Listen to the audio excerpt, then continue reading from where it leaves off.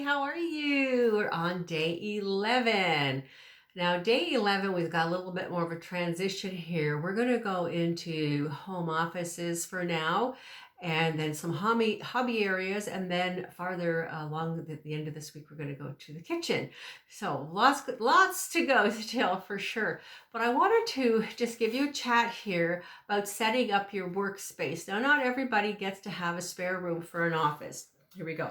So if I have guests and I want to pull out this couch over here, I've got to haul all my stuff out. And so it's disruptive. Thank goodness. I mean, that's one plus of not having house guests at this COVID area, but it's nice to have a little space that you can call your own. And if you're working on the end of a dining room table or in the kitchen, awesome. It's just the way it is. But what I'd like to do is to set down maybe a placemat or a scarf or something that says, this is my boundaries, like a blotter. This is where I'm going to sit. This is where I'm going to work.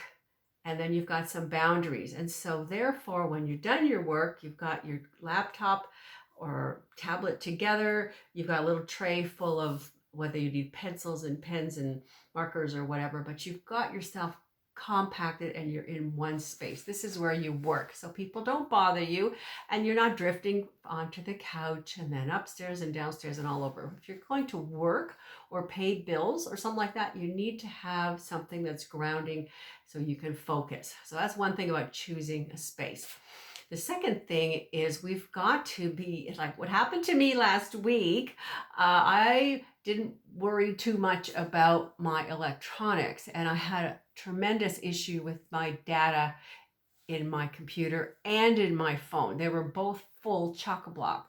Now, I knew I had to do something at some point, but I was waiting for a little break, like a holiday weekend or a Christmas break or something, that I was going to get some of this serious stuff done, but it got backed up on me, and which meant I couldn't serve you and some of the other people as properly as I would like. And so I wanted to bring up email, decluttering, filing, sorting, purging, whatever. Such a huge issue here too. If you could squeak this in one of these days where you've got a little bit more time, check your what is it? I'm not that technical.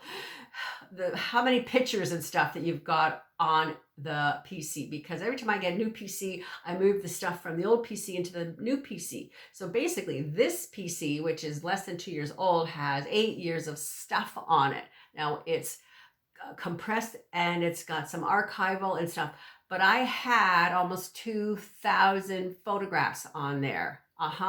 And that's what bunged everything up. I couldn't put any more in, any more videos, nothing. And so when I finally got that cleared up and ready to function, my phone decided to backfire. Same thing. All the great shots I've been taking for you. I do most of my videos on the phone now just because the lens is really crisp and clear. I had to dump my whole phone at the same time. So within a couple days of dysfunction, I finally put myself back together. And now I got to do my email. So I wanted to go over those 3 things for office maintenance. Look at your data collection or whatever's on you call it a disk space that's available. So you got your PC, tablet, that's what you're working on, your phone, and also your e-box that can totally backfire on you. And so that's all part of this under the layering here of getting into that space so that you can be successful with everything you do, successful with everything you do. The last thing I wanted to talk about is paper management. I know it's supposed to be a paperless society, but guess what? There's papers everywhere. Just because I want to read and edit at the same time without give my eyes a little bit of a break. I get it. Take your projects on one side you're working on, take the projects that are done on the other side. So you've got them divided. Okay, these are done. Now you're going to have to file them. Now I've been in business several times over the last 30 years, and I still have a 2-drawer filing cabinet over here. I painted it. It still looks pretty good. But if that filing cabinet gets full, I'm not going to buy another filing cabinet. I'm going to purge what I don't need out of there now and file what I need in the filing cabinet.